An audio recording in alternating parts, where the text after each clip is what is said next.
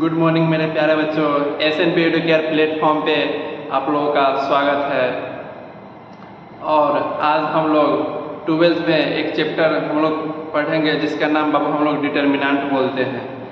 और पढ़ने से पहले ज़िंदगी में बहुत सारे लोगों के पास टेंशन है, उनके लिए मैं कुछ कहना चाहता हूँ। ज़िंदगी में टेंशन किसको कम है?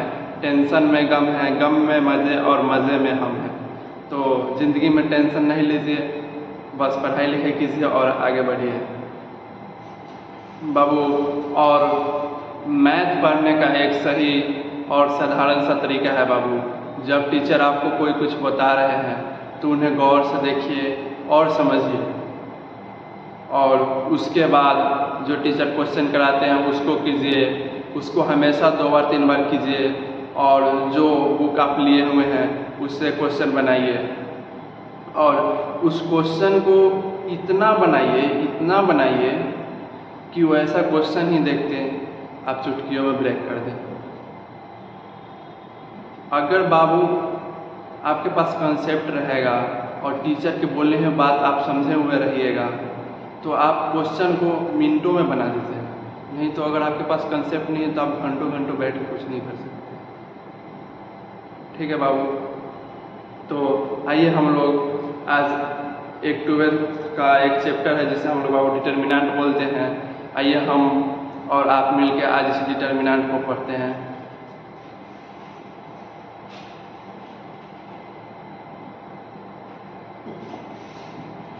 तो बाबू आपके पास एक प्यारा सा टॉपिक दिख रहा होगा जिसे बाबू हम लोग डिटर्मिनेंट बोलते हैं। और इस डिटर्मिनेंट से बाबू एग्ज़ाम में अगर क्वेश्चन की संख्या सिंगल रहे तो बाबू 10 से 12 नंबर कंटेंट करता है। और इसमें एक और चैप्टर आता है जिसे हम लोग बाबू मैट्रिक्स बोलते हैं। वो एक्चुअल में एक यूनिट होता है अलजेब्रा। उसमें बेसिकली 2 चैप्टर होते हैं, एक मैट्रिक्स एक डिटर्मिनेंट्स। और बाबू इस दोनों चैप्टर की मिला के 10 से 12 नंबर का क्वेश्चन रहता है पर ईयर। बट बाबू अगर नंबर ऑफ क्वेश्चन की संख्या डबल हो तो बाबू वो 20 से लेकर 25 नंबर तक का क्वेश्चन पूछा जाता है, ऑब्जेक्टिव सब्जेक्टिव मिला के। तो यहाँ पे देखा जाए तो डिटर्मिनेंट में से हम लोग देखें तो इसमें से ज़्यादा क्वेश्चन रहते हैं। और हम लोग ऑब्जेक्टिव भी इसका करेंगे, सब्जेक्टिव भी करेंगे। और आइए उससे पहले बाबू हम लोग डिटर्मिनेंट पढ़ते हैं। तो बाबू बेसिकली आपको हम लोग डिटर्मिनेंट पढ़ा रहे हैं तो इसमें आपको एक देख रहा होगा वर्ड, यहाँ पे बाबू यहाँ पे एक वर्ड दिख रहा होगा आपको सिस्टम।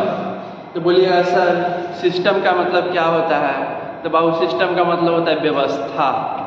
किसी भी चीज़ को व्यवस्था करने का क्या क्या तरीका है, लिखने का क्या तरीका है, उसे सजाने का क्या क्या तरीके हो सकते हैं। जैसे आपके यहाँ कोई गेस्ट आते हैं तो बाबू आप उनके लिए नाश्ता सजाते हैं, बिस्किट लाते हैं, मिठाई लाते हैं और जो भी सामान हो उसे लाते हैं सब जगह से, और उसे एक प्लेट में व्यवस्था ही तो करते हैं। और आप डेली आते हैं क्लास 5 से 6 बैच हो उसमें आप आते हैं, तो ये आप डेली ये काम करते हैं तो ये भी तो एक प्रकार की व्यवस्था ही है। और बाबू व्यवस्था हम लोग किस किस चीज़ का कर सकते हैं और कैसे कैसे कर सकते हैं। और बाबू डिटर्मिनेंट में हम लोग क्या चीज़ का व्यवस्था करते हैं आइए हम लोग जानते हैं। तो बाबू डिटर्मिनेंट जैसे ही आपको कोई बोले तो बोलना डिटर्मिनेंट एक अरेंजमेंट है। तो बोलिएगा डिटर्मिनेंट एक प्रकार का अरेंजमेंट है, तो बोलिएगा हाँ डिटर्मिनेंट एक प्रकार का अरेंजमेंट है। और बाबू पूछेगा किसका अरेंजमेंट है तो आप बोलिएगा नंबर का अरेंजमेंट है। वो पूछेगा कहाँ पे तो आप बोलिएगा 2 वर्टिकल लाइन के बीच में। तो बाबू और वहाँ पे नंबर ऑफ रो और नंबर ऑफ कॉलम की संख्या बराबर होगी। तो अगर आपसे यहाँ से आप पढ़ के जाइएगा या पढ़िएगा या 12th में आप पढ़िएगा तो आपसे कोई पूछेगा तो डायरेक्ट डिटर्मिनेंट ही पूछेगा, और उसको तो आप इतना बड़ा डिफिनीशन बता नहीं सकते हैं। तो उसे डायरेक्ट बोलिएगा डिटर्मिनेंट एक प्रकार का अरेंजमेंट है। तो पूछेगा अरेंजमेंट है तो किसका? नंबर का बाबू। कहाँ पे? 2 वर्टिकल लाइन के बीच में, जिसे हम लोग रो और कॉलम बोलते हैं। और नंबर ऑफ रो बराबर नंबर ऑफ कॉलम होता है। उसी ही बाबू हम लोग डिटर्मिनेंट बोलते हैं। सिंपल सी और साधारण सी भाषा में हम लोग बोले तो दो वर्टिकल लाइन के बीच में नंबर को लिखना, व्यवस्थित करना या सजाने का क्या क्या तरीका हो सकता है बाबू, उसी को हम लोग डिटर्मिनेंट बोलते हैं। ठीक है बाबू, समझ गया है। आइए हम और आप मिल के देखते हैं दो वर्टिकल लाइन के बीच में हम लोग नंबर को किस किस प्रकार से सजा सकते हैं और क्या क्या तरीका हो सकता है सजाने का। ठीक है बाबू, और एक बात याद रखिएगा, डिटर्मिनेंट को हम लोग ABCD के कैपिटल लेटर में चाहे D लेटर लेते हैं उससे डिनोट करते हैं या डेल्टा से डिनोट करते हैं, और डेल्टा के राइट साइड में बाबू डार्क किया रहता है एक लाइन। ठीक है बाबू, तो समझ गया। हम आपसे पूछेंगे डिटर्मिनेंट क्या होता है, तो बोलिएगा सर सुनिए ना, डिटर्मिनेंट एक प्रकार की व्यवस्था है जिसके अंदर हम लोग नंबर का अरेंजमेंट करते हैं, दो वर्टिकल लाइन के बीच में करते हैं, और सर नंबर ऑफ रो और नंबर ऑफ कॉलम की संख्या हमेशा ही बराबर हो, तो उसी को बाबू हम लोग डिटर्मिनेंट कहते हैं। और इसे बाबू हम लोग कैपिटल D या डेल्टा से डिनोट करते हैं। क्या हम आपके सामने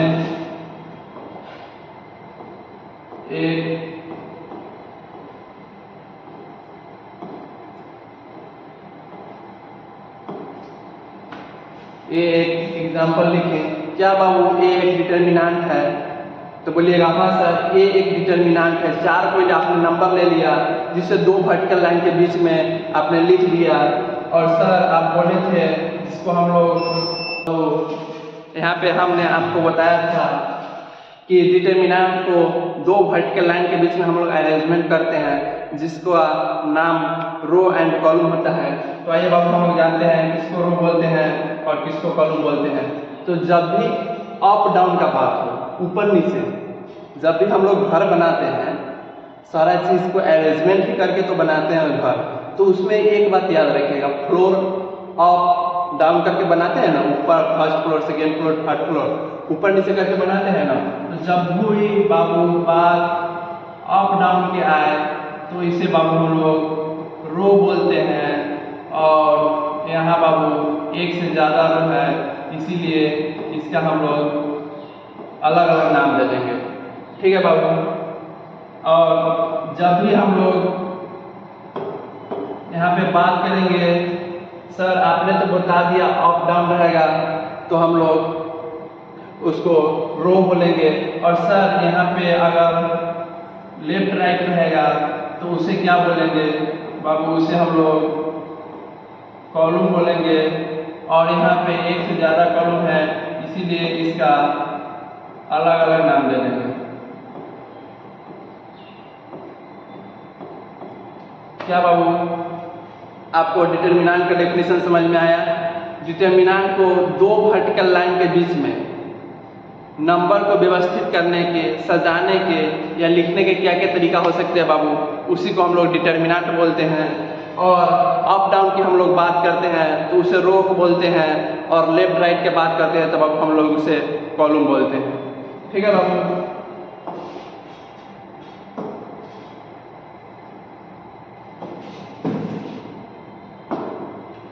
और हम लोग ये एक डिटर्मिनेंट लिख रहे हैं, बोलिएगा हाँ सर ये एक डिटर्मिनेंट। पूछेंगे कैसे डिटर्मिनेंट है, तो सर दो वर्टिकल लाइन के बीच में आपने नंबर ऑफ रो और नंबर ऑफ कॉलम की संख्या बराबर लिखे हैं इसीलिए इसे सर डिटर्मिनेंट बोलेंगे। और नंबर ऑफ रो और नंबर ऑफ कॉलम सर कैसे बराबर है, हमको कैसे पता चलेगा, तो बाबू हम बता रहे हैं। ऐसे भी यहाँ पे आप देख सकते हैं, यहाँ पे दो रो है और दो कॉलम है, नंबर ऑफ रो बराबर नंबर ऑफ कॉलम है। ठीक है, तो यहाँ पे आइए हम देखते हैं। तो बाबू अब हमने क्या सीखा है कि दो, और इसको सेकेंड ऑर्डर ऑफ डिटर्मिनेंट बोलते हैं। एक मिनट हम बता रहे हैं। और बाबू सेकेंड ऑर्डर ऑफ डिटर्मिनेंट इसको बोलते हैं। तो यहाँ पे हम आपसे पूछें जिसमें रो की संख्या बताइए, तो बोलिएगा सर अप डाउन की बात कर रहे हैं, ये लीजिए R1, ये लीजिए R2, ये पहला रो, ये दूसरा रो, ठीक है। और सर आप हमसे पूछ रहे हैं अप डाउन की बात कर रहे हैं, पहला कॉलम और ये दूसरा कॉलम। जब भी अप डाउन की बात करें तो बाबू हम लोग उसे रो बोलते हैं, और लेफ्ट राइट की बात करें तो उसे बाबू हम लोग कॉलम बोलते हैं। हम यहाँ आपसे बाबू पूछना चाहें जे नंबर ऑफ रो बराबर, यहाँ पे रो की संख्या कितनी है तो बोलिएगा सर 1 2, 2 ही रो है तो यहाँ पे 2 लिख देंगे। और हम यहाँ से पूछेंगे नंबर ऑफ कॉलम तो आप बोलिएगा सर 2 कॉलम है। और बाबू एक वर्ड होता है जिसे बाबू हम लोग ऑर्डर बोलते हैं, और ऑर्डर को बाबू हम लोग हमेशा लिखते हैं रो इनटू कॉलम। ऑर्डर को बाबू हम लोग लिखते हैं जिसमें पहले रो की संख्या लिखते हैं और बाद में कॉलम की संख्या लिखते हैं, लेकिन डिटरमिनेंट में दोनों ही बराबर होता है तो पहले आप कोई लिख सकते हैं, लेकिन लिखने का एक सही तरीका होता है बाबू पहले रो की संख्या बाद में कॉलम की संख्या। तो बोलिएगा सर 2 रो है और 2 कॉलम। तो ये बाबू एक डिटरमिनेंट है जो 2 क्रॉस 2 ऑर्डर का है, और बाबू इसी को हम लोग बोलते हैं सेकेंड ऑर्डर ऑफ डिटरमिनेंट। तो आप पूछिएगा sir second order of determinant क्या होता है, तो बोलेंगे बाबू जिसमें 2 रो हो और 2 कॉलम हो उसे सेकेंड ऑर्डर ऑफ डिटरमिनेंट बोलते हैं। यहाँ पे वही लिखा हुआ है बाबू, यहाँ पे देखिए 4 कोई हमने नंबर मान लिया जिसे 2 वर्टिकल लाइन के बीच में हम लोग अरेंजमेंट किए थे, और जिसमें 2 रो था और 2 कॉलम था, और उसे हम लोग बाबू सेकेंड ऑर्डर ऑफ डिटरमिनेंट बोलते हैं, ठीक है बाबू। और उसको डिफाइन करने का क्या तरीका होता है आइए हम आपको बताते हैं। मान लीजिए बाबू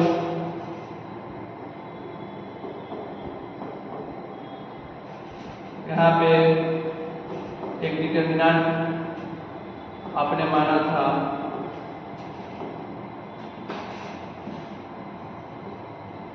2 क्रॉस 2 ऑर्डर का डिटरमिनेंट हो, तो बाबू हम लोग उसको डिफाइन कैसे करते हैं। इस दोनों को, ये दोनों दिख रहा है, ये दोनों दिख रहा है, इसको दोनों का शादी करा दो।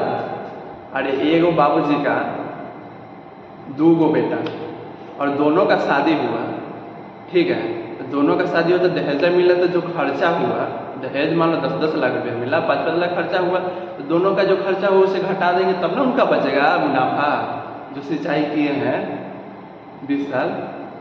तो देखो अब सिंपल सी बात है, यहाँ पे इसको क्रॉस मल्टीप्लाई करेंगे, करो AD, यहाँ पे -20।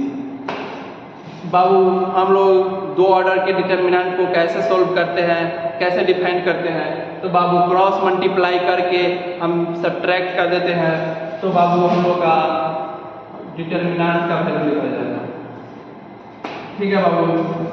आइए और अब हम लोग इस पे क्वेश्चन देखते हैं और इसे सोल्व करते हैं। और एक बात याद रखिएगा, आप लोग जो हम आपको बता रहे हैं उससे आप समझने का कोशिश कीजिए और वीडियो को रोक के क्वेश्चन बनाने का कोशिश कीजिए, ठीक है बाबू, तभी आप एक अच्छे स्टूडेंट का रोल कर पाइएगा, ठीक है। और पेन चलाइए और तकिया लगा के सूत के मत देखिए वीडियो, कहीं पे बैठ के देखिए, नहीं तो कोई रहता है मॉलों में घूमते हैं, चले ले ये तो पढ़ रहा है, मॉल में कौन पढ़ाई कर रहा है, रोड पर चल रहा है वीडियो देख रहा है, कोई देखेगा तो अरे बाप रे का पढ़ना होगा,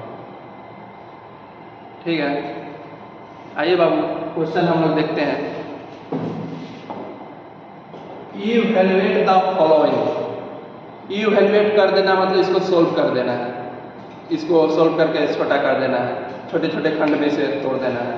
तो बाबू 2 ऑर्डर के डिटरमिनेंट को हम सोल्व करना बताए थे, आपस में क्रॉस मल्टीप्लाई करके इसको हम लोग सब्ट्रैक्ट कर देते हैं। क्या होगा, इसको इससे मल्टीप्लाई करेंगे तो सर 2a, इसको इससे मल्टीप्लाई करेंगे तो 2a, इसको सब्ट्रैक्ट कर देंगे तो सर ये 0 हो जाएगा।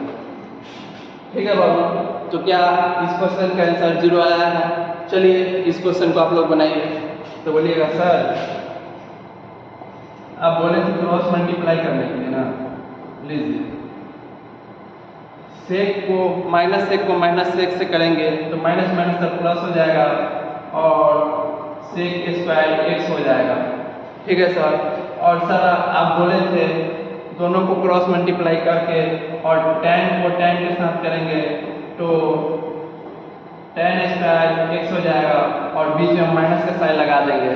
और बाबू 10th में हम लोगों ने एक फार्मूला पढ़ा था, sine square theta plus cos square theta बराबर 1 और sec square theta minus tan square theta बराबर 1, और एक फार्मूला पढ़े थे cosec square theta minus cot square theta बराबर 1। तो यहाँ से बाबू फार्मूला से हम लोग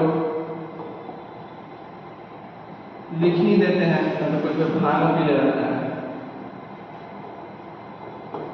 बाबू क्या होगा, sine square theta plus cos square theta बराबर 1। दूसरा formula sec square theta minus tan square theta बराबर 1। तीसरा formula cosec square theta minus cot square theta बराबर 1। ये तीनों फार्मूला तो अच्छे से याद होगा, अगर याद नहीं है तो टेंस ठीक से नहीं पढ़ा। ठीक है, और यहाँ पे हम देखेंगे तो इसका वैल्यू 1 हो जाएगा। ठीक है, आइए आगे आप लोगों को क्वेश्चन बनाना है। आप ही लोगों के लिए बाबू यहाँ पे मेहनत किया जा रहा है। ठीक है, तो आप ही लोग जब सही से नहीं पढ़िएगा, एग्जाम में अच्छे नंबर नहीं लाइएगा तो पढ़ाने का क्या ही फायदा रहता है। ठीक है बाबू, आइए यहाँ पे देखिए, इसको सॉल्व कीजिए बाबू। हम बताए थे तो बोलिए थे सर 2 ऑर्डर के डिटरमिनेंट को आप सोल्व करना पड़ता है, क्रॉस मल्टीप्लाई करके घटा देना है। ठीक है, तो यहाँ पे sine theta into cosec theta minus sir इसको क्रॉस मल्टीप्लाई करेंगे तो cos theta into sec theta. और आप लोगों ने एक फार्मूला 5th 10th में आप पढ़े होइएगा, 3 फार्मूला हम लिख देते हैं, तुम लोग निकम्मा ना यहाँ पे लिख देते हैं। पढ़ा होगा sign theta into cosec theta बराबर, इसका प्रूफ कैसे बाबू, साइन थीटा आप लोगों ने पढ़ा होगा परपेंडिकुलर बाई हाइपोटेनियस, और इसी का उल्टा कर देते हैं तो कॉसेक थीटा का फॉर्मूला होता है, उसको यहाँ पे रख दीजिएगा, p by H H by P cut के 1 आ जाएगा। हो गया इसका प्रूफ। और एक होता है बाबू cos theta into sec theta बराबर 1, और इसी में एक formula tan theta into cot theta बराबर 1। ये तीनों फार्मूला भी देखा ही होगा। ठीक है, तो यहाँ से बाबू हम लोग सोल्व करें तो क्या आ जाएगा, sir sine theta into cosec theta बराबर 1 minus sir cos theta into sec theta बराबर 1 बराबर 0। हो गया 0 आंसर। चलो इसका एक ये बेसिकली ये फार्मूला बेस ही है। हम ऐसे ऐसे क्वेश्चन करा रहे हैं बाबू जिससे आपको फार्मूला भी याद कराया जा सके आसानी से। तुम लोग तो करते नहीं हो, हम जानते हैं, बस जाना है, खाना है, पीना है और रात के 9 बजे के बाद लग जाना है अपने वाली के साथ, अपने वाला के साथ, बस यही है। क्या करेगा, कुछ नहीं करेगा, इंटर करेगा और उसके बाद समझ में आ गया खास उस टाइम हम लोग पढ़ लिए हुए रहते तो आज ये दिन देखने की ज़रूरत नहीं पड़ती है। बाबू इंटर के बाद लाइफ में ज़िंदगी में बहुत बड़ा चेंजिंग आता है। आप सोचते हो ना जो इंटर करने में उसके बाद मस्ती करेंगे, ऐसा नहीं है बाबू। जितना आपका एज बढ़ते जाएगा उस तरह से प्रॉब्लम क्रिएट होते जाएगा। तो पढ़िए, इसी के चक्कर में नहीं पढ़िए और एग्ज़ाम को अच्छे से दीजिए। आओ इस क्वेश्चन को सोल्व करो। तो बोलिएगा सर यहाँ पे इसको क्रॉस मल्टीप्लाई करेंगे तो माइनस माइनस प्लस हो जाएगा और कॉस स्क्वायर थीटा और माइनस लगेगा और साइन स्क्वायर थीटा। अब बताओ इसका आंसर। फॉर्मूला पढ़ा है तुम लोग, cos 2 थीटा बराबर cos square theta minus sign square theta. cos 2 theta का बेसिकली 4 फॉर्मूले होते हैं और यहाँ पे 1 minus 2 sign square theta 2 cos square theta minus 1 minus tan square theta 1 plus tan square theta. ठीक है बाबू, इसको लिख लो कि कोना में, दिल के कोना में नहीं लिखना है, कॉपी के कोना में लिखना है। तो यहाँ पे बाबू क्या हो जाएगा cos 2 थीटा। ठीक है, इसका आंसर हो गया। इसका आंसर कीजिए तो बोलिएगा सर आप बताए थे कि क्रॉस मल्टीप्लाई कर दीजिए a minus B A square plus A B plus B square हो गया। इसको क्रॉस मल्टीप्लाई कीजिए तो माइनस सर हम लोग दोनों को आपस में मल्टीप्लाई करके माइनस लगाते हैं, लग गया और यहाँ पर हो जाएगा minus B square into 2b। ठीक है, और ये आपको एक दिख रहा है नन्हा सा प्यारा सा नन्हा सा बालक, ये वो फॉर्मूले हैं। ठीक है, आओ बताते हैं इसका फॉर्मूला। यहाँ पे लिख लो दोनों साइड में A Q plus B Q का नाम सुना है, इसी का बाबू formula A plus B A square minus A B plus B square. यहाँ पे प्लस रहता है तो ये A Q minus B Q का नाम सुना ही होगा। इसका फॉर्मूला होता है बाबू A minus B A square plus A B plus B square. इसमें से कौन सा फॉर्मूला है तो बोलिएगा सर यहाँ पे अगर देखो, यहाँ पे अगर पहले लिख रहा है ना तो यहाँ पे इस वाला में अगर माइनस आ गया तो ए क्यू माइनस बी क्यू का होगा, और यहाँ पे प्लस आ गया तो ये A Q plus B Q का होगा। याद करने का एक सिंपल तरीका है। तो यहाँ पे बोलेगा सर लिख दीजिए ए क्यू माइनस बी क्यू, लिख दिए, और यहाँ पे सर इसको गुना करेंगे तो माइनस माइनस प्लस होगा और 2bq हो जाएगा, और सर 2 में से ये वो घटेगा तो एक ना बचेगा, लो bq। अगर तुम्हारा यहाँ मन है तो फिर से इसको अगर ऑप्शन में अगर एक ही प्लस बी क्यू दिया हुआ है तो सही है, नहीं तो इसका फॉर्मूला दे देगा A plus B A square minus A B plus B square.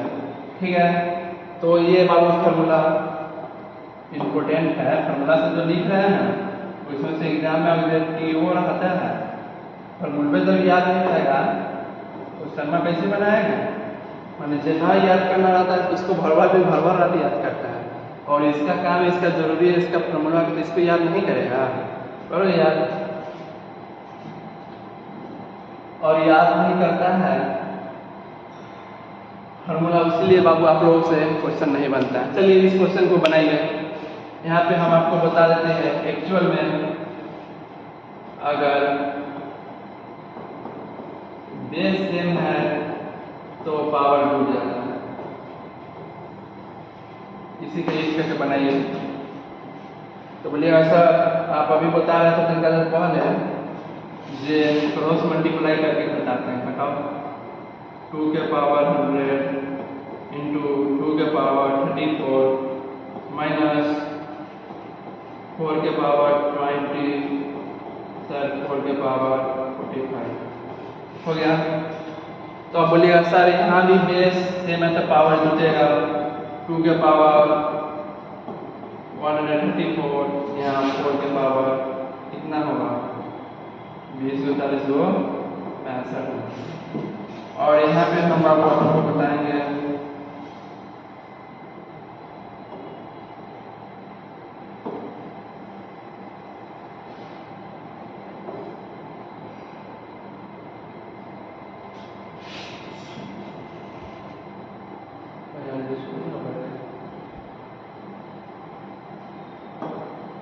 Adjust हम करिए देंगे।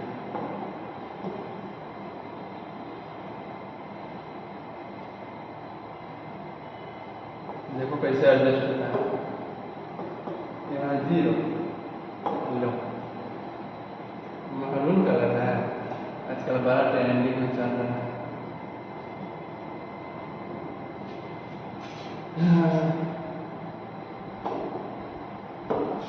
देखिए अब क्या है यहाँ पे 2 के पावर 134 माइनस 2 का स्क्वायर कर सकते हैं, इसको 65 लिख सकते हैं। और जब भी बाबू पावर में हम लोग मल्टीप्लाई करते हैं, पावर का पावर है यहाँ पे, तो पावर में आप लोग जानते हैं जो मल्टीप्लाई होता है, तो यहाँ पे 2 के पावर 134 माइनस 2 के पावर 130, यहाँ 2 के पावर 130 कॉमन ले लो, यहाँ 1 माइनस सॉरी यहाँ पे 2 के पावर 4 ना होगा रे, आपको कह रहा है यस सर, मारने का अंदाज से लगते ही नहीं है। यहाँ 2 के पावर 4 माइनस 1 होगा सर, और सर 2 के पावर 4 को हम लोग बाबू 16 बोलते हैं, सर 16 में से 1 जाएगा 50, और 50 का हम लोग 15 का हम लोग बाबू गुणनखंड करेंगे, जिसे हम लोग फैक्टर बोलते हैं, तो ये दिया होगा 2 के पावर 130 इंटू 3 इंटू 5। ठीक है बाबू, ये आंसर आएगा। आया इतना सबका? आया है तो ठीक है, न तो अपना एक हाथ उठाओ और गाल ऐसे करो और रूम में जाओ, उसको फेयर लवली उस पर लगा लो पहले, न तो साबुन से धो लो और एक झपट मारो पास के, ठीक। और उसके बाद फिर आगे बनाओ, अगर नहीं बना तो सेम कहानी दोबारा रिपीट करना, ठीक है। बनाओ इसको, इसमें मुझे हम आपको हिंट्स दे देते हैं। आयोटा स्क्वायर का मान -1 होता है।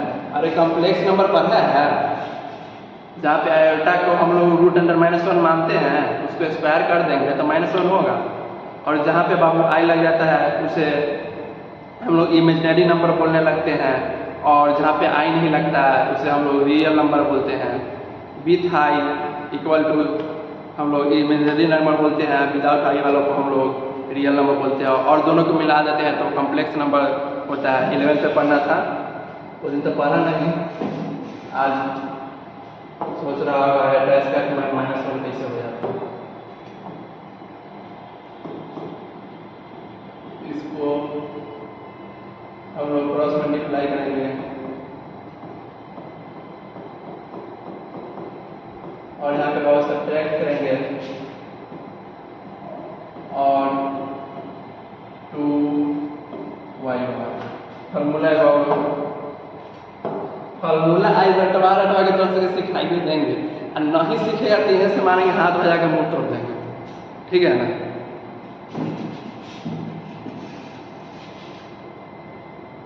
यहाँ पे देखो एक फार्मूला होता है बाबू,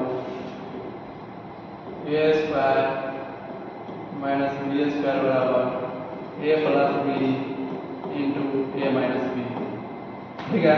इस फार्मूला को हम लोग यहाँ यूज करेंगे, यहाँ पे क्या हो जाएगा आई स्क्वायर प्लस माइनस, अरे इसमें ये आई और वाई दोनों है ना, अरे इसको अगर मान लो a मानना तो इसको पूरा का b मानेगा, तो ये दोनों पे पावर चलेगा, ठीक है। और यहाँ पे माइनस माइनस माइनस प्लस हो जाएगा, और 2x इंटू वाई और एल्टा स्क्वायर के बाबू -1 रख दो, माइनस माइनस प्लस 1 हो जाएगा और 2x इंटू आई, ये एक फार्मूला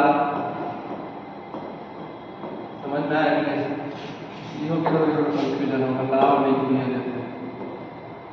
a प्लस बी का whole square, a plus b का होल स्क्वायर क्या होता है? देखो बाबू, a का स्क्वायर करते हैं और b का भी स्क्वायर करते हैं और दोनों को ट्वाइस करके मल्टीप्लाई कर देते हैं, twice of a into b. ठीक है, यही होता है बाबू। चलो उसको सोल्व करो, सोल्व करो, तुम्ही को कह रहे हैं। कोई कह रहा है सर आपका क्वेश्चन है, आप ही सोल्व कीजिए, हम क्यों करें? आओ भेटाओ किसी दिन, तब पूछते हैं। क्रॉस मल्टीप्लाई कीजिएगा, 1/3 सर 3 और 8 × 16, ये से कट गया, -1 16 -15 हो गया सर, -15 आया सबका। इसको बाबू सोल्व करते हैं। ये एक्चुअल में दो डिटर्मिनेंट्स इक्वल के बराबर दिए हुए हैं, इक्वल है तो इसमें x का मान निकल सकता है बाबू। यहाँ पे क्रॉस मल्टीप्लाई कर दीजिए सर, 2 आप 4 से कीजिएगा, 5 में 20 इक्वल टू 2x² -24। यहाँ पे कितना हो जाएगा बाबू? -18 इक्वल टू 2x² -24। इसको इधर ला उठा के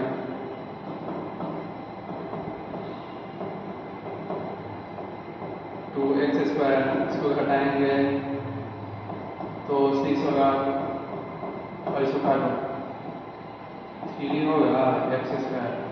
तो यहाँ से क्या हो जाएगा? x² बराबर 3, तो यहाँ पे x² का x² को जब भेजेंगे तो ±√3। ठीक है, एक बात तुम जानता है, अगर √16 लिखा हुआ है तो इसका वैल्यू ±4 नहीं होता है। ठीक है, √16 लिखा हुआ है, इसका मतलब 4, x बराबर √16 अगर लिखा हुआ है तो x का मान 4 और यहीं पे x² बराबर यहाँ पे लिखा हुआ है 16। तो यहाँ से x को मान हटाएंगे तो उधर जाएगा तो पहले प्लस माइनस लगता है, थोड़ा बाद में उठ जाता है और यहाँ पे प्लस माइनस इसमें है, यहाँ लगाएंगे, ऐसे होता है। एक्चुअल में रूट का वैल्यू ऑलवेज पॉजिटिव ही आता है। ठीक है, और x² का अगर यहाँ पे है तो बेसिकली तुम देख रहा है एक नाम सुना हुआ डिग्री, मैक्सिमम डिग्री कितना है? 2, तो इसका 2 ही आंसर निकलेगा। यहाँ पे मैक्सिमम डिग्री कितना था? 1, तो इसका एक आंसर निकलेगा। समझ गया ना?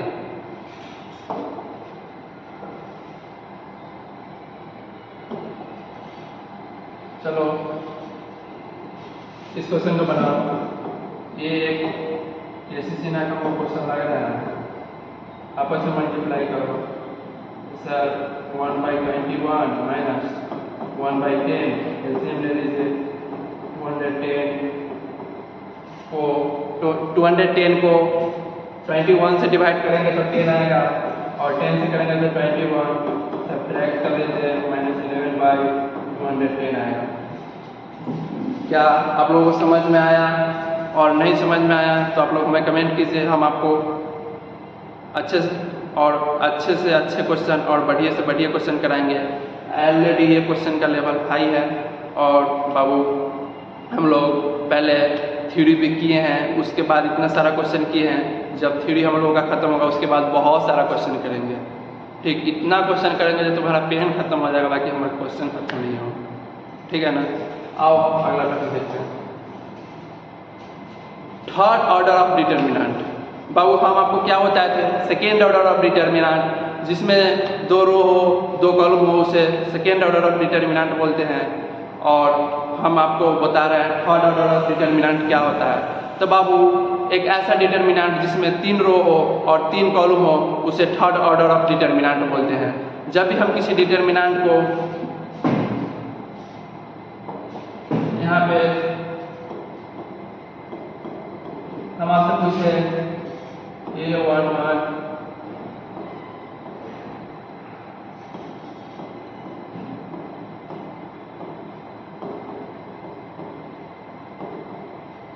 अब हम यहाँ से पूछे रो कितना है, तो सर अप डाउन वाले को रो बोलते हैं, एक से ज़्यादा रो है तो इसके अलग अलग नाम दे दीजिए, दे दो। और यहाँ पे हम पूछेंगे नंबर ऑफ रो बराबर, तो बोलिएगा सर 3, और नंबर ऑफ कॉलम बराबर सर 3, और हम ऑर्डर पूछ लेंगे तो सर पहले रो को लिखते हैं और बाद में कॉलम को, तो ऑर्डर सर 3x3 हो गया। 2x2 का डिटर्मिनेंट था तो बाबू हम लोग सेकेंड ऑर्डर ऑफ डिटर्मिनेंट बोलते थे। यहाँ 3x3 ऑर्डर का डिटर्मिनेंट है तो इसे थर्ड ऑर्डर ऑफ डिटर्मिनेंट हम लोग बोलेंगे। ठीक है बाबू, आइए उसके बाद हम लोग देखते हैं यहाँ पे पोजीशन ऑफ, और इस डिटर्मिनेंट में बाबू आप लोग देख रहे होइएगा कि ये सब एक वर्टिकल, 2 वर्टिकल लाइन है, उसके बीच में हम लोग नंबर को अरेंजमेंट किया है। क्या इस नंबर का आप पोजीशन बता सकते हैं? क्या इस नंबर का पोजीशन क्या होगा, इस नंबर का पोजीशन क्या होगा? तो ये तो हम लिख दिए, रो कॉलम नाम दे दिए। अब इसके अलावा हम लोग पोजीशन जानेंगे। तो आइए और क्या यहाँ पे देखो ना, हम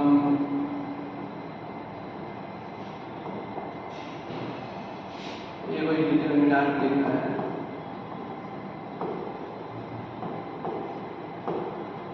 और बाबू हम इसका पोजीशन पूछे तो क्या आप इसको हम बोल सकते हैं, इधर से इधर वाले को हम लोग रो बोलते हैं,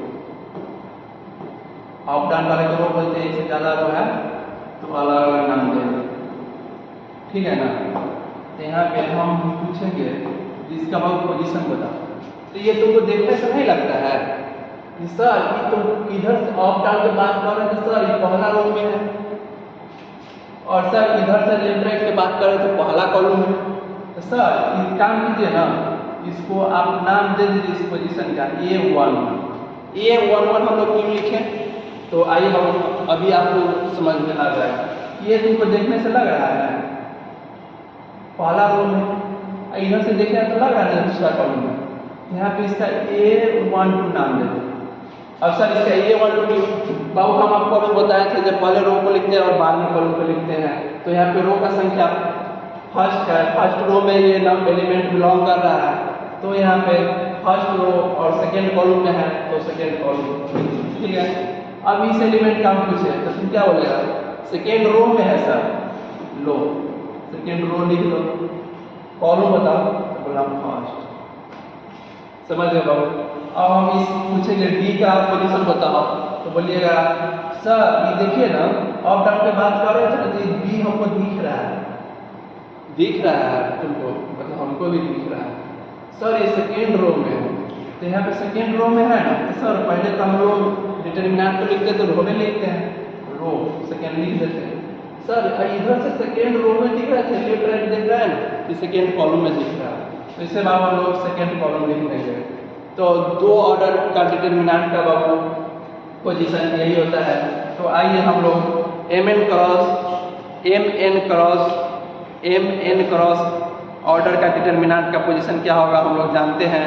यहाँ पे 2x2 ऑर्डर का डिटर्मिनेंट था, उसका पोजीशन हम लोग जान लिए, और यहाँ पे mn क्रॉस के डिटर्मिनेंट का ठीक है, और ये एक डिटर्मिनेंट, इसे हम लोग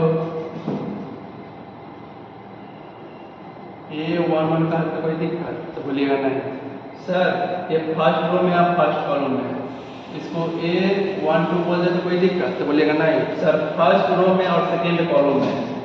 इसको A13 बोल दे तो कोई दिक्कत नहीं, क्यों? क्योंकि यहाँ पे फर्स्ट रो में है बाबू और सेकेंड कॉलम में है तो इसे A1 2, और यहाँ पे फर्स्ट रो और थर्ड कॉलम में है तो A1 3 बोलते हैं।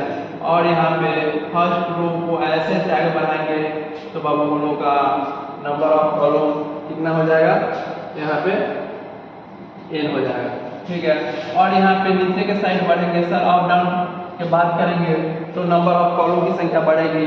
तो यहाँ पे सर, यहाँ पे सेकेंड कॉलम है और ये ऐसे ऐसे चल रहे थे, ये कॉलम सेकेंड नहीं है बाबू, यहाँ पे कॉलम बाबू फर्स्ट ही है, रो सर ये लिखा हुआ है, मतलब यहाँ पे बाबू A21 लिख सकते हैं। तो बोलिएगा हाँ सर लिख सकते हैं, क्योंकि ये सेकेंड रो में है और फर्स्ट कॉलम में है, और पहले हम लोग रो की संख्या लिखते हैं और बाद में कॉलम की। यहाँ पे A1, क्या हम इसको A22 लिख सकते हैं, A23 dot dot dot A28, और हम लोग इससे नीचे आएंगे तो यहाँ पे नीचे में आने के मतलब हुआ रो की संख्या बढ़ रहा है तो यहाँ पे M लिख सकते हैं। यहाँ पे पहला कॉलम में है तो 1, AM2 AM3 लिख सकते हैं, ऐसे ऐसे डॉट डॉट जाएंगे, AM क्रॉस ये एक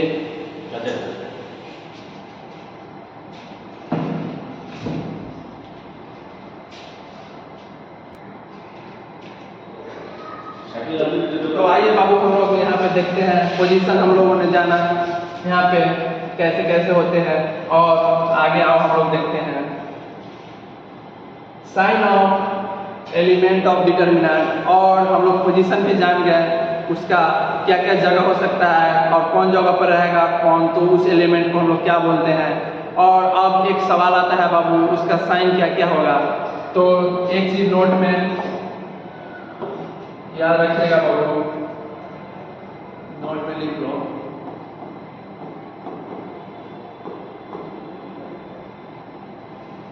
एक चलो मैट्रिक्स में ज़्यादा मैटर समझ में आया, A I J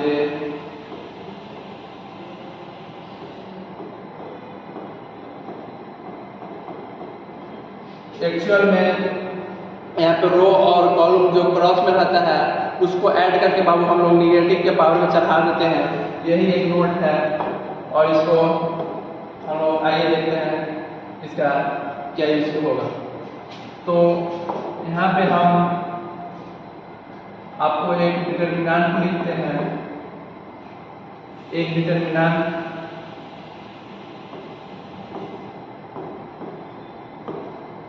तो बोलिएगा सर इसमें 2 रो है और 2 कॉलम है, जिसे सेकेंड ऑर्डर ऑफ डिटर्मिनेंट बोलते हैं।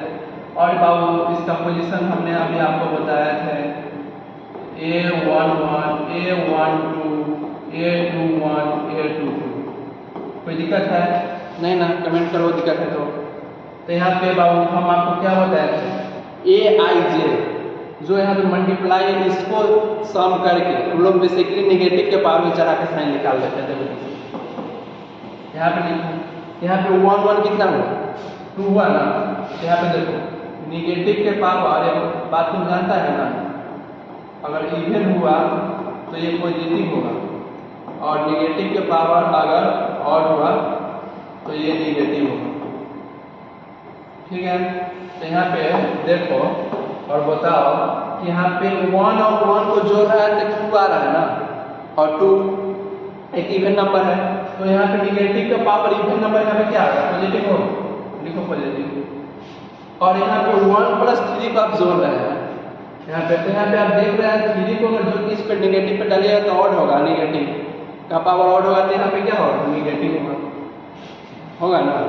और यहाँ पे आप इसको भी डाल के देखो, तीनों निगेटिव आ जाएगा, और 2 2 4 होता है तो निगेटिव का पावर बाबू, निगेटिव के पावर जब भी हम लोग इवन करेंगे तो पॉजिटिव आता है। तो इसी को बाबू हम लोग सेकेंड ऑर्डर ऑफ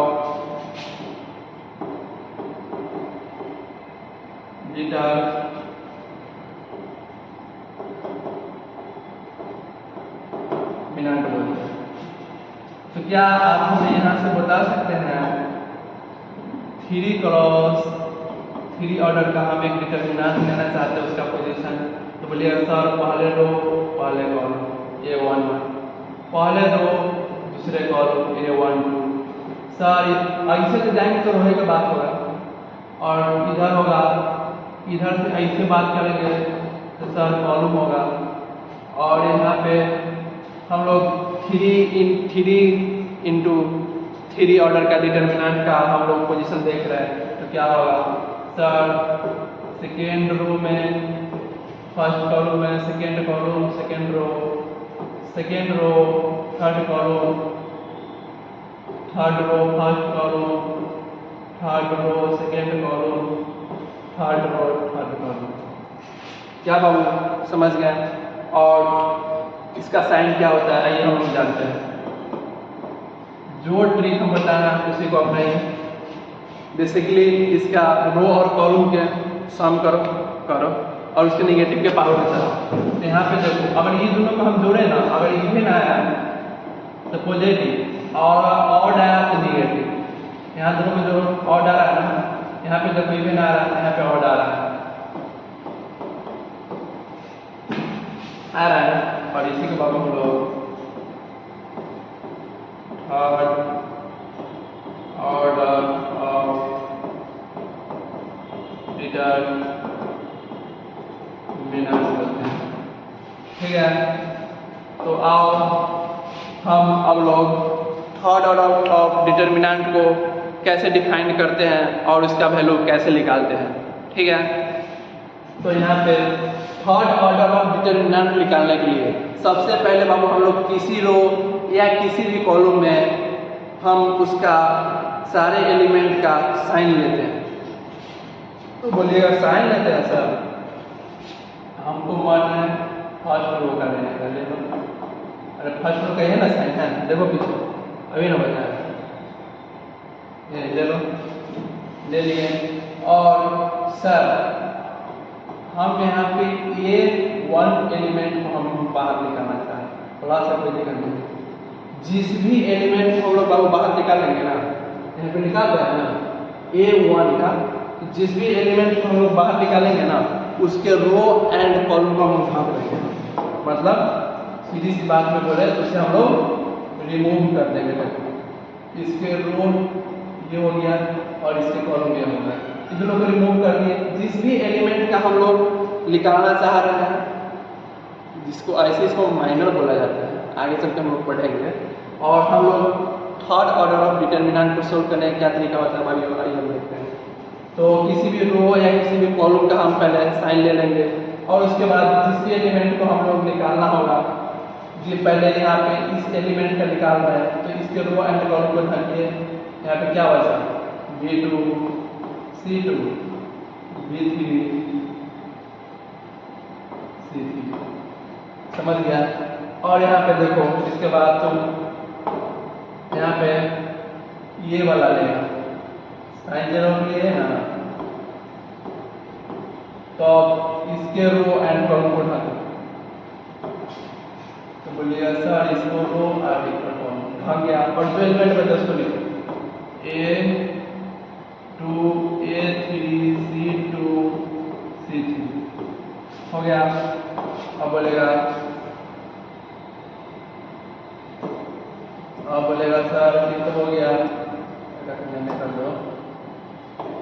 अब बोलेगा सर यहाँ पे आप थर्ड एलिमेंट ले, तो यहाँ पे लेंगे तो इसके रो एंड कॉलम को ढकेगा तो क्या है यहाँ पे A2 B2 A3 B3, ये हो गया है। और इसको बाबू हम लोग अभी आपको हमने सिखाया जो दो ऑर्डर का डिटरमिनेंट होता है तो उसे कैसे सॉल्व करते हैं। आपस में क्रॉस मल्टीप्लाई कीजिए V2 C3 और सब्ट्रैक्ट करने के लिए हम आपको बोले थे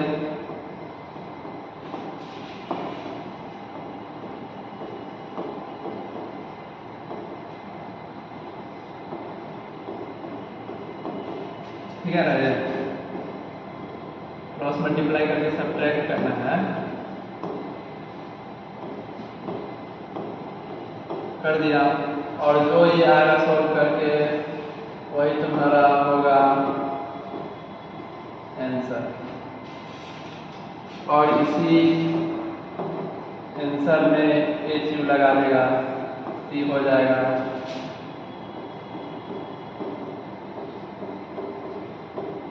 माइंड है।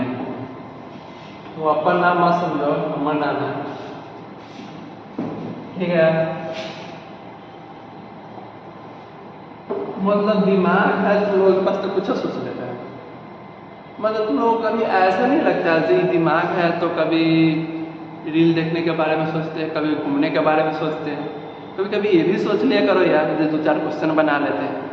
2-4 क्वेश्चन आज आप बनाइए, कल आपका समय आपका लाइफ बना लेगा, ठीक है ना। तो क्वेश्चन बनाइए और दिमाग जो लगाइए सोचना इसमें लगाना। आइए बाबू हम लोग इसको सॉल्व करते हैं। हम बोले थे 3 ऑर्डर का डिटरमिनेंट हो तो सॉल्व करने के लिए किसी भी रो या किसी भी कॉलम का साइन लेते हैं। यहाँ पे लो 1, इसके रो एंड कॉलम को ढाको, देखो इधर से इसको ढाको, देखो बेसिकली ऐसे हम ढकेंगे तो क्या दिख रहा है, यहाँ पे दिख रहा था 7 2 2 3, और यहाँ पे देखो हम -6 ले रहे हैं तो इसको ऐसे ढकेंगे, इसको ऐसे, और इसको देखो इसको हम लोग ऐसे ढकेंगे ना, और इसको ऐसे, तो तुमको क्या दिख रहा है सर 5 7 2 3 दिख रहा है।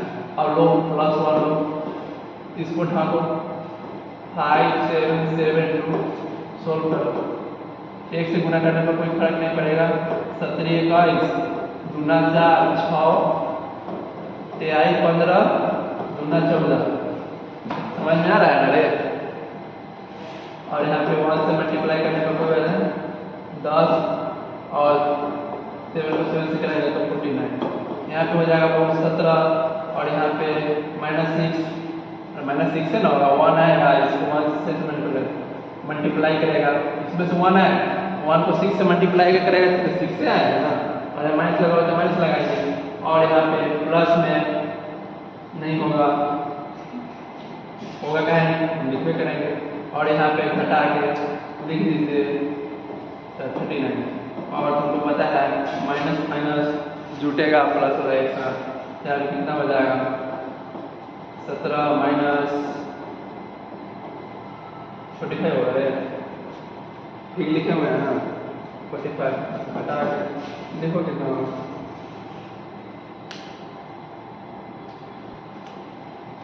लिख लो मेरे भाई 28 होगा माइनस, ठीक है हो गया बाबू, क्लियर है।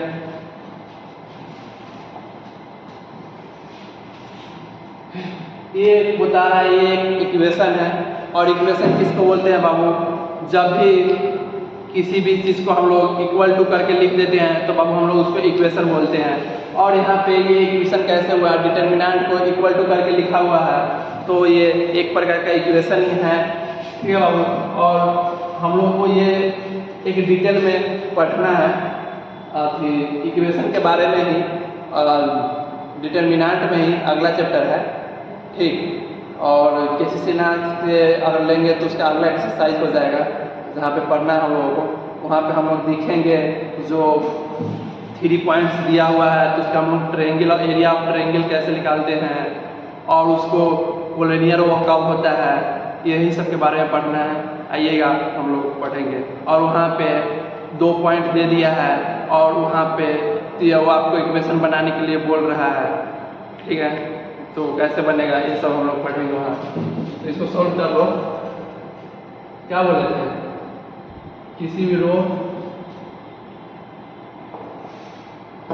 या कॉलम का साइन ले लो, ले लिया। यहाँ पे देखो 5 है ना, उसके रो कॉलम को रिमूव करो, x होगा 2 होगा 6 होगा -2।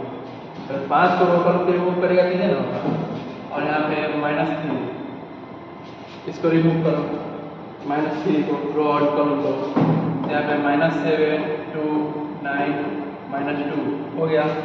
और यहाँ पे माइनस प्लस माइनस हो जाएगा, इसलिए -1 और इसके रो को रिमूव करो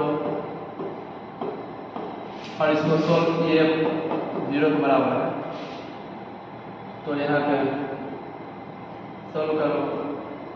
5 - 2x - 2 है -3 गुना 14 - 18 7 6 42 -9x बराबर 0 हो गया। यहाँ पे -10x -60 और यहाँ पे घटाएगा तो -1 + 12 और माइनस हो रहा है, इसको मल्टीप्लाई करेगा तो +12 होगा और इसको करो माइनस मल्टीप्लाई +42 + 9 बराबर 0। क्या इसको आप लोग सोल्व कर सकते हैं? यहाँ पे देखो x और x माइनस इधर में -x इधर आएगा, इधर उठा के ले जाओ x, ठीक है। ये दोनों को जोड़ो कितना होगा 54 होगा और इसको घटाओ, अरे -60 में से भाई हम 54 को जोड़ रहे हैं तो -6 होगा, यहाँ पे -6 लिख दो आंसर। तो क्या बाबू हम आपको जो समझाए सो आपको समझ में आया? तो बाबू एक बार हम आपको रिकैप करा देते हैं। यहाँ से आइए बाबू, हम लोगों को 12th में एक चैप्टर पढ़ना है जिसे डिटर्मिनेंट बोलते हैं और इसमें से बेसिकली 12 या 15 नंबर का नंबर्स कंटेंट होता है। अगर नंबर ऑफ क्वेश्चन डबल रहे तो 25 आप बोल सकते हैं, ठीक है। और यहाँ पे उसके बाद और हम लोग यहाँ पे उसमें डिटर्मिनेंट पढ़ रहे हैं और डिटर्मिनेंट में एक सिस्टम नेम की चीज़ आता है जिसे हम लोग व्यवस्था बोलते हैं। और व्यवस्था करने का क्या क्या तरीका हो सकता है, लिखने का क्या क्या तरीका हो सकता है, उससे बाबू हम लोग डिटर्मिनेंट में जानते हैं। और डिटर्मिनेंट का मतलब होता है अरेंजमेंट, 2 वर्टिकल लाइन के बीच में नंबर को व्यवस्थित करने के सजाने के क्या क्या तरीके हो सकते हैं, उसे बाबू हम लोग डिटर्मिनेंट कहते हैं। और डिटर्मिनेंट को हम लोग कैपिटल D और डेल्टा से सूचित करते हैं। और बाबू हम लोग जब भी अप डाउन की बात करते हैं डिटर्मिनेंट में तो उसे रो बोलते हैं, और एक से ज़्यादा रो है तो उसे अलग अलग नाम देते हैं।